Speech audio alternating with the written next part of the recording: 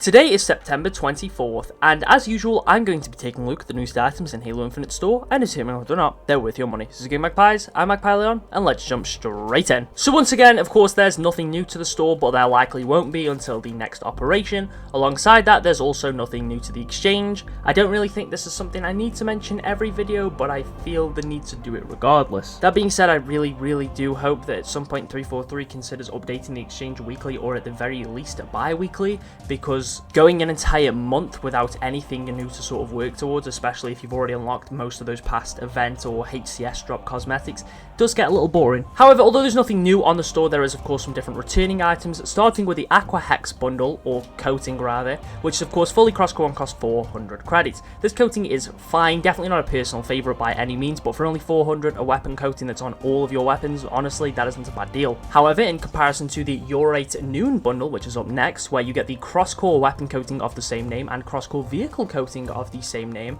alongside the Creative Spark nameplate, weapon emblem, armor emblem, and vehicle emblem, for again, just 400 credits, pretty solid deal. The next bundle is the We Can Do It bundle, where you get the Riveting Stance, the Ghost Lines Visor, and the Wasteland Rivet coating, which is of course now also on all of your cores. This is only 600 credits, which I think, considering the coating is now cross-core and obviously you can use the visor and everything, isn't terrible. That being said, in comparison to the last two bundles we've looked at and some other ones we've seen over the past few weeks, months, years at this point, I definitely think it's far from the best. And finally, we have the Dokkaebi bundle. Again, would not be surprised if I pronounced that wrong, so if that's the case, I do apologise. Anyway, in this bundle, you get the helmet of the same name, alongside the Auspex helmet attachment. You also get the Armoured Glowbox shoulder pads, the Keep Breathing Plate chest attachment, the Fidget Keep Awake utility piece, the Monkey Paw gloves, and the Potential Profit armor coating. What I like about this one is it kind of gives your wrists that sort of texture as if they're Grunt arms, which I think is kind of cool. And the tech suit almost looks like it's got a similar texture to Grunt skin. This bundle is 1,400 credits, which is definitely on the pricier side. I think if it was 1,200, that'd be perfectly fine.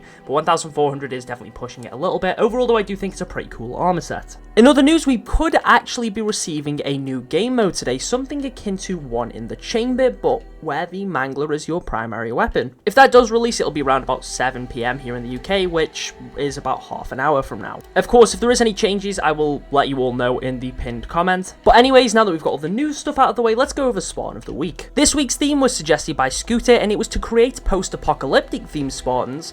Our first Spartan is this Raider build from Miles. Following on from that, we have another Raider-esque Spartan from Riley's Rangers. The next Spartan comes from Rifleman 1102. We have a pretty unique build from Howling, a Spartan that I'm assuming has some power armor inspiration from Delusive Man. And finally, we have the Scavenger build from Noble Ninja. Again, if you want a chance to be featured as the Spartan of the Week, make sure to join the Discord. I'll leave a link to that in the pinned comment. Anyways, that's all from me today. Thank you for watching, and I'll catch you all in the next one.